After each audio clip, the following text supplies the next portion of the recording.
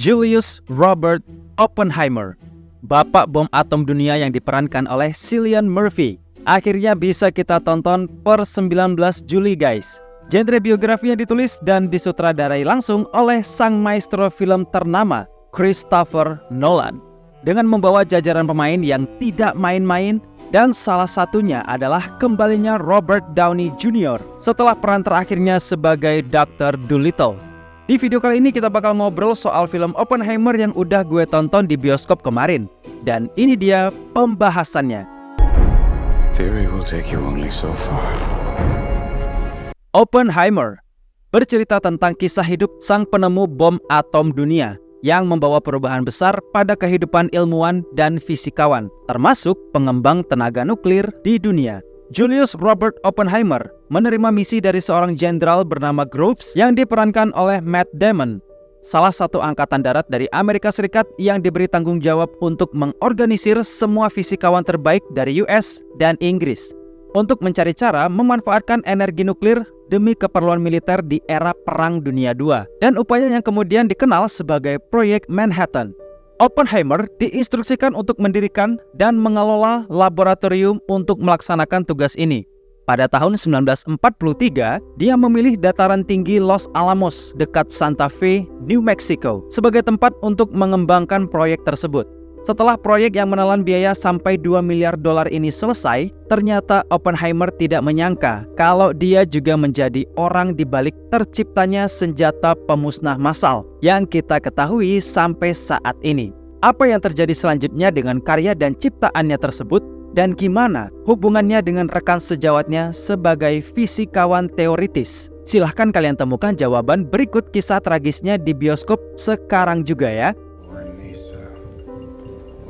Well, film ini jadi pembuka libur gue yang amat sangat membingungkan di sepertiga awal. Tapi ajaibnya, alur ceritanya jadi bikin kita malah cepat paham soal perjalanan hidup sang fisikawan teoritis. Julius Robert Oppenheimer sebenarnya diangkat juga berdasarkan buku yang dikarang oleh Kai Bird dan Martin G. Sherwin yang berjudul American Prometheus, The Triumph and Tragedy of J. Robert Oppenheimer.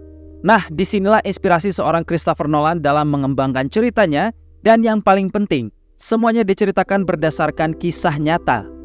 Bagi gue pribadi, film ini punya cerita yang intens, rapet banget, dan detailingnya keren banget. Sepanjang film, kita dan kalian tentunya yang udah nonton karya-karya dari Christopher Nolan pasti udah paham banget gimana dia mengembangkan cerita filmnya berikut dengan tensi ketegangan yang dibangun sepanjang ngikutin filmnya. Nah, hal yang sama kita bakal dapetin juga ketika nonton kisah hidup Oppenheimer yang dia kembangkan saat ini. Gue justru semakin kepo dengan historical moment yang terjadi saat itu lewat penceritaannya Christopher Nolan. Ada banyak intrik dan drama antar sesama ilmuwan, bahkan kehidupan politik dan proses hukum yang saat itu pernah terjadi dengan Oppenheimer pasca proyek Manhattan selesai dilaksanakan. Di sini kita juga nggak cuma diperlihatkan dengan proses penemuan dan pembuatan bom atom aja, tapi juga kisah asmara segitiga antara Oppenheimer dengan beberapa wanita cantik pada masanya, yaitu Jean Tedlock dan Kitty Oppenheimer yang saat ini sudah menjadi istri sah dari Robert Oppenheimer. Spesial di sini yang akan kalian temui adalah hubungan antara Oppenheimer dan penemu teori relativitas terkenal, yaitu Albert Einstein.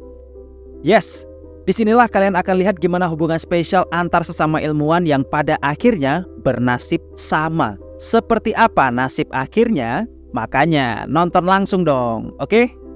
Nah, di sini juga kalian akan melihat lebih dekat apa yang terjadi kepada Julius Robert Oppenheimer saat berita jatuhnya bom di negara Jepang, yang sampai saat ini masih dikenang khususnya di negara Indonesia tercinta. Komplit banget lah dari segi ceritanya, dan semuanya tergolong solid dan kuat sampai akhir. Aktor dan aktrisnya juga super duper mewah guys. Banyak nama-nama beken dan wajahnya udah gak asing lagi bagi kamu.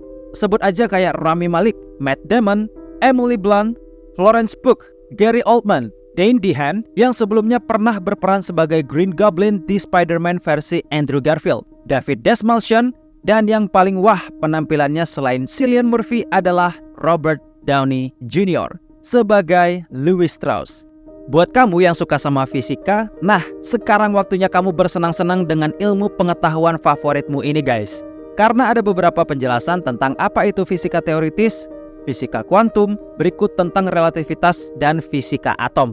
Komplit banget dan siap bikin kamu puyeng buat yang gak familiar sama pelajaran fisika di masa sekolah.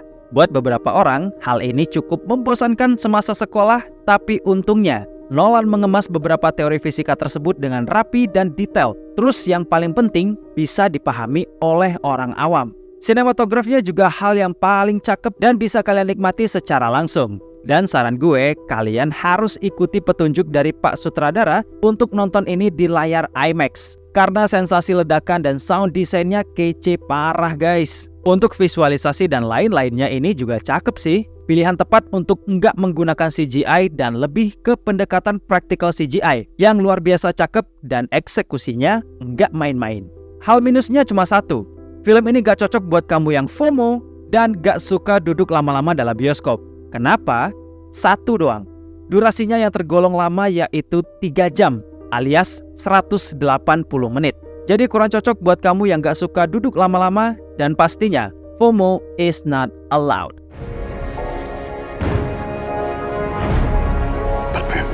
Overall, biografi tentang Bapak Bom Atom Dunia ini amat sangat sayang untuk dilewatkan guys. Produksi yang tergolong mewah dan mahal, biografi yang bisa dinikmati dan lengkap dari segi penceritaan, aktor yang hebat-hebat, dan sinematograf IMAX yang cantik banget. Bisa jadi masuk salah satu film terbaik di tahun ini. Gimana menurut kalian? Apakah sama atau ada perbedaan pandangan terhadap filmnya Nolan kali ini? Silahkan jangan sungkan tulis pendapat kamu di kolom komentar ya. Kita diskusi bareng di sana, oke? Terima kasih buat yang udah nonton, like, komen, dan share video pembahasan kali ini. Terima kasih untuk super thanks kalian, dan terima kasih yang sudah bergabung di membership community. It's time for me and Bang Eka has to sign out. See you in the next movie commentary.